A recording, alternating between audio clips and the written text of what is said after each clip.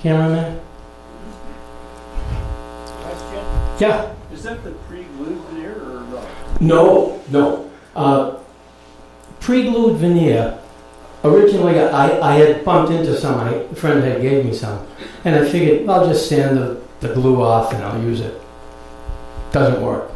Once the glue is on there, the only way it'll work is with heat. And this is not a atmosphere or environment in which heat can be used, so it's non-glued edge banding. So 2 cups here, one with Titebond, one with water, and a little sponge. What I'm going to do, I'm going to put some glue on here.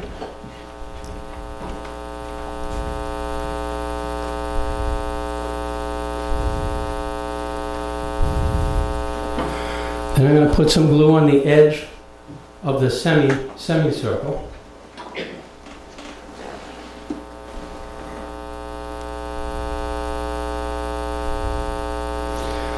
Then I'm going to take 4 pieces of edge banding. I have cherry and I have maple.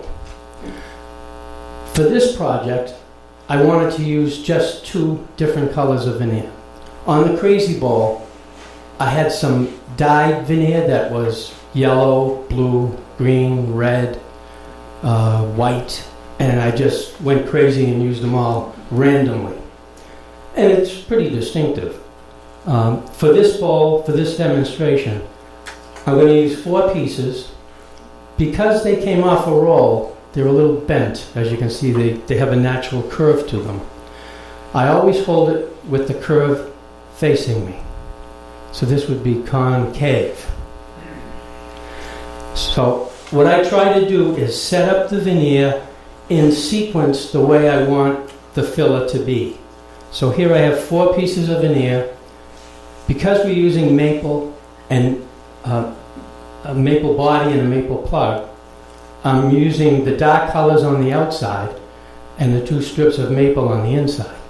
Now I could use 4 pieces of cherry, or 3 pieces of cherry and 1 of maple, or 4 pieces of maple, or any mix thereof. It really doesn't matter. It's a matter of taste. So I'm going to glue this up.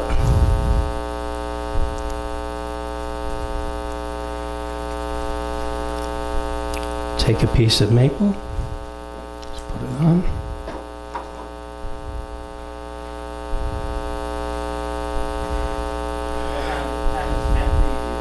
I'm using Titebond. I think this is Titebond 2. Yeah, this is Titebond 2. Regular Titebond will work just as well. I like the water resistance feature to Titebond 2. So now I've got, usually when you are gluing 4 pieces together, you have 3 surfaces that you glue. Between 1 and 2, between 2 and 3, and between 3 and 4. In this case, I'm going to put glue on all the edges. And I've already put glue on the strip and on the semicircle that I took out of it. The reason I do that is because when I push this together, I have to slide it to get it in the right place.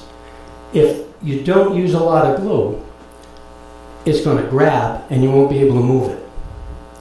So I'm going to set this here. I'm going to take the piece and just pull it right in. Pull it tight. Now you can you see that that's sliding back and forth? All right. So I'm just going to hold it right there just for a minute. I'm going to reach over here and get a clamp. Now you can use a C-clamp. I have these small bar clamps. They work quite well. When I clamp this, I'm going to try to clamp it with both. Okay. Did you see that this moved? You may not be able to see it from the camera. what has happened, because I put the clamp off center, it pushed this side of the semicircle around like that. So what I have to do is just push it on the other side, get it back to where I want it to be. Reasonably straight across the top. Put the clamp on.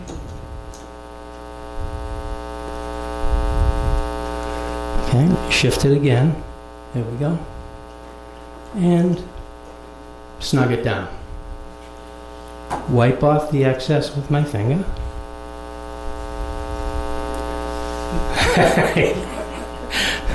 Some wise guy said wipe it on your pants, which is probably what I would do at home.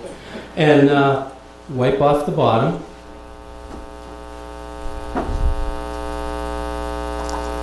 Then take the sponge.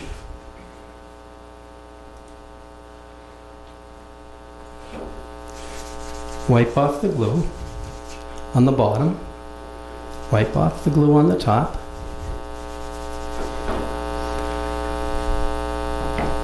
Wipe off the glue on the table. And go on to the next piece. So now the rule of thumb for the length of the edge banding. If you have a semicircle that was cut with a 3-inch hole saw, the length of the veneer should be about 4.5 inches. So just add 1.5 to the size of the hole saw. The formula for the circumference of a circle is C equals pi times the diameter.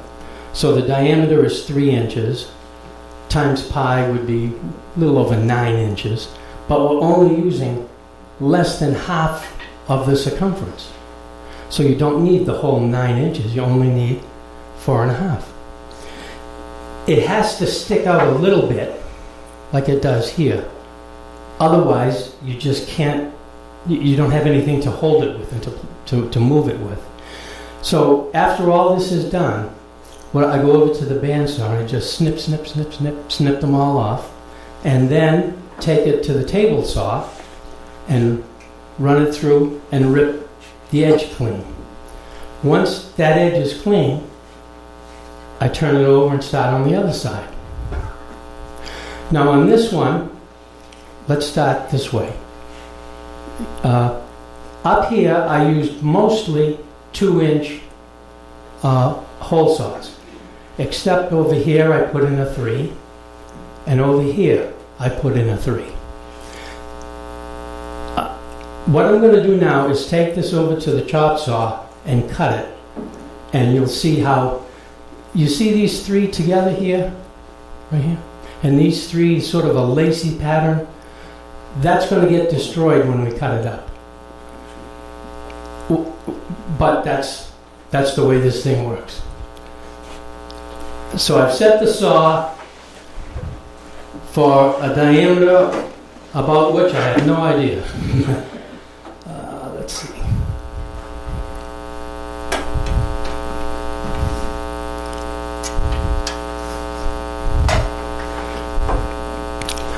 Thank you, Dennis. What I'm going to do is I'm going to pull this down and I'm going to cut the edge of the board to 22.5 degrees. I'm set at 22.5. 22.5 degrees will give me 8 segments in the ring. The crazy bowl that's going around is 8 segments. And most of the, I sent around 2 bowls in process. Those are also 8 segments. I usually use 12, but what I found is the wedge for 12 is much smaller for the same diameter than with 8. Of course, you take the circumference, you divide it by 12, you get a smaller segment length. You divide it by 8 and you get a larger segment length. And it's easier to work with a larger piece than a smaller piece. So I'm going to cut my first piece.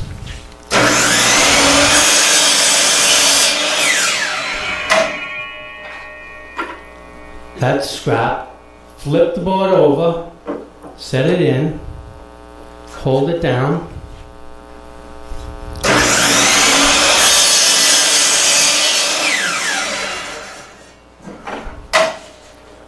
is my wedge. You can see that there is an arc at the bottom. There's actually 2 at the bottom and 2 at the top. I'm going to pass this around, and we're going to cut 8 more of these and then show you the assembly.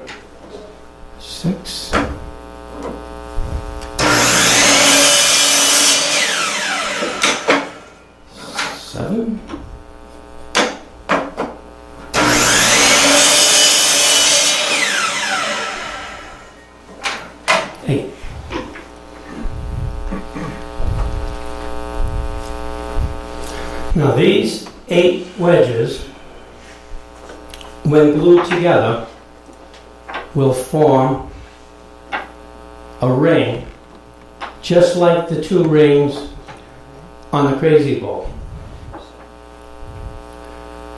Here is one of the things I like about this. When I do rings, I do half rings, equalize the 2 halves, and glue the 2 halves together. So here is what I would look at this now, and I would say,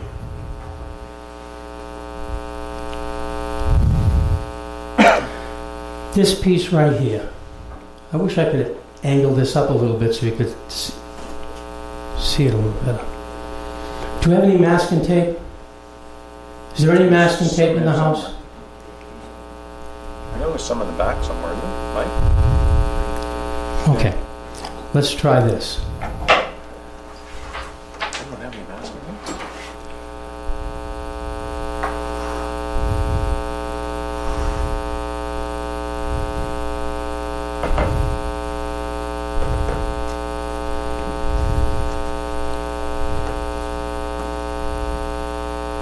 It's pretty good. Okay. Okay. Do you see this ring right here? Do you see the shape or the direction that that arc goes in? Watch this. Nothing up my sleeve.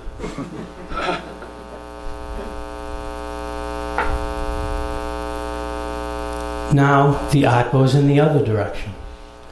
So you look at it and you say, I just don't like that pattern. See down here where you got 2 lines that connect to each other? I kind of like that detail. So I'm going to keep those 2 together. Up at the top, you see there's another pattern right here. I'm going to try and angle this a little bit more, where you can see the 2 lines pretty much meet right there. So as you put the pieces in place, you start to look at it and say, what would this look like if I turned one of these pieces around? Now, normally you don't have the option to do that, but here you do.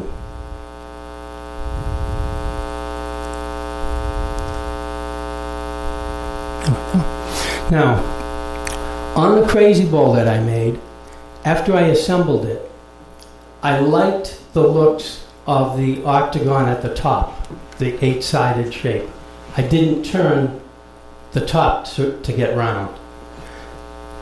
And as I started to taper the piece down as I was turning it, I could see the lines going horizontally and then going down, and that really looked attractive to me. So I tried to keep that as much as possible. So after you do the cutting, you lay this piece out and you say, okay, do I like the way these lines look? And if you don't, you have the option to just change one. Or two, or three, or change them all. So there's a lot of latitude in what you end up with.